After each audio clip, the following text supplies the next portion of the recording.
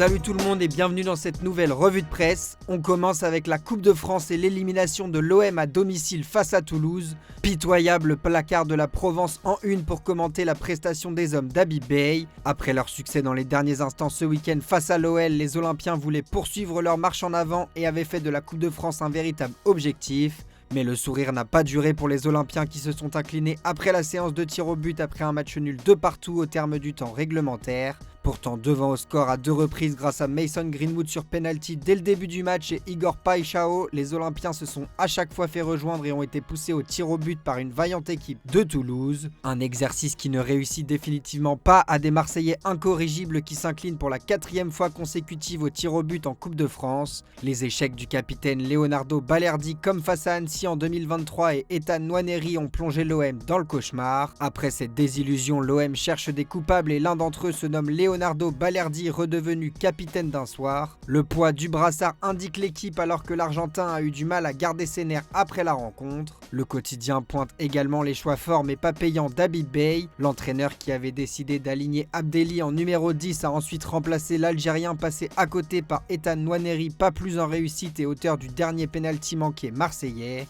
Suite à cette défaite, Habib Beye est devenu le tout premier coach à être éliminé avec 2 clubs de Ligue 1 différents lors de la même édition de Coupe de France depuis l'après-guerre.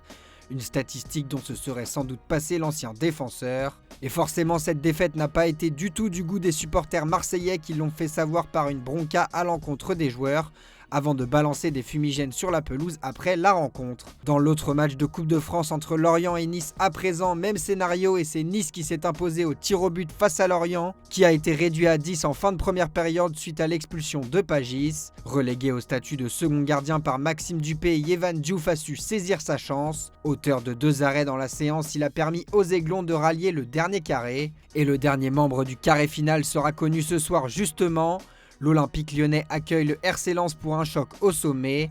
Comme l'indique le progrès, l'OL mise sur la coupe pour se relancer après les 2 revers consécutifs en championnat face à Strasbourg et l'OM. Enfin un petit mot sur le PSG avec Ousmane Dembélé qui va faire son retour à 5 jours d'un match capital face à Chelsea en Ligue des Champions. L'attaquant qui n'a souhaité prendre aucun risque ces dernières semaines sera de retour dans le groupe pour affronter Monaco demain soir au Parc des Princes. On part en Angleterre désormais où avait lieu la suite de la 29e journée de Premier League avec notamment les matchs du leader Arsenal et Manchester City. Ciel et terre indique le Mirror Sport après l'envol au classement des Gunners suite à un succès court mais précieux sur la pelouse de Brighton 1-0.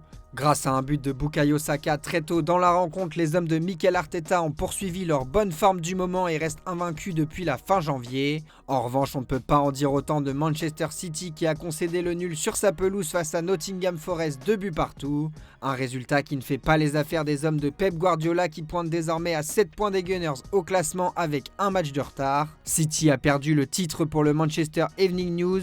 Un calendrier dantesque attend désormais les coéquipiers de Ryan Cherki avec un déplacement à Newcastle en FA Cup samedi puis la double confrontation face au Real Madrid. Et justement, opposé à Newcastle hier, l'autre club de Manchester n'a pas brillé et s'est incliné 2-1 sur la pelouse des Magpies. Ils concèdent ainsi leur première défaite depuis la nomination de Michael Carrick en janvier dernier. Lui, en revanche, a brillé de 1000 feux hier soir, le Brésilien João Pedro. Emmené par Cole Palmer et João Pedro, auteur d'un triplé, les Blues ont balayé Aston Villa à 5 jours de leur déplacement à Paris pour le 8e de finale aller de la Ligue des Champions. Et justement, en France, pour l'équipe, la menace principale mercredi prochain se nomme João Pedro, que les Parisiens devront surveiller comme le lait sur le feu.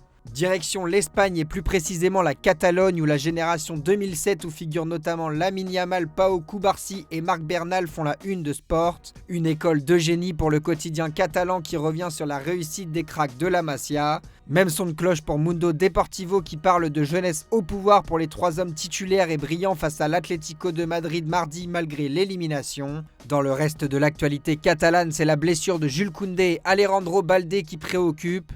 Sorti sur blessure coup sur coup face à l'Atlético en raison d'une gêne à la cuisse gauche, le Barça a confirmé une absence d'1 mois pour Alejandro Balde, tandis que le Français devrait manquer 5 semaines de compétition. Comme on dit, le malheur des uns fait le bonheur des autres et cette situation pourrait profiter à Joao Cancelo. Très rarement lors de son entrée face à l'Atlético, celui qui a fait son retour en Catalogne cet hiver devrait pouvoir continuer à s'illustrer. Et ce n'est peut-être pas le seul à qui la situation pourrait profiter. En effet, Sport indique que Hansi Flick a appelé le jeune Xavi Espart pour s'entraîner avec les remplaçants au lendemain du match. Un ailier droitier qui peut jouer à l'intérieur et qui a connu l'effectif professionnel avant une blessure au genou dont il est désormais complètement rétabli. Dans le reste de l'actualité espagnole, désormais on connaît l'adversaire de l'Atlético en finale de Copa del Rey et ce sera la Real Sociedad. Vainqueur 1-0 au match aller face à Bilbao, les Basques ont récidivé sur le même score pour rallier la finale après un penalty obtenu dans les dernières minutes du match. Une deuxième finale à venir entre la Real Sociedad et les Colchoneros après celle disputée en 1987. Et côté Atlético, c'est l'avenir de l'ancien joueur de la Real Sociedad qui fait justement parler Antoine Griezmann. En partance pour la MLS et alors que Diego Simeone a déclaré qu'il espère que le Français sera là pour cette finale, le Français aurait acté son départ en MLS selon ESPN. Sans avoir remporté de trophée avec les Colchoneros depuis plus de 8 ans, l'histoire serait belle pour le Français s'il venait à remporter cette Coupe du Roi face au club qu'il a lancé en Espagne.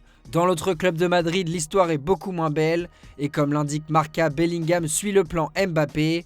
Comme le Français qui s'est rendu à Paris, le joueur du Real Madrid est quant à lui parti à Londres pour consulter un spécialiste et obtenir un second avis médical. Enfin, de son côté, As fait une révélation sur l'avenir d'un autre blessé, le Brésilien Rodrigo. Malgré sa rupture des ligaments croisés qui va l'éloigner des terrains de nombreux mois et lui faire manquer la Coupe du Monde, l'attaquant madrilène ne sera pas lâché par la Casablanca. Rodrigo, son futur est ici, indique le quotidien espagnol qui précise que Madrid comptera sur lui et va le mettre dans les meilleures conditions possibles pour son retour dans une dizaine de mois.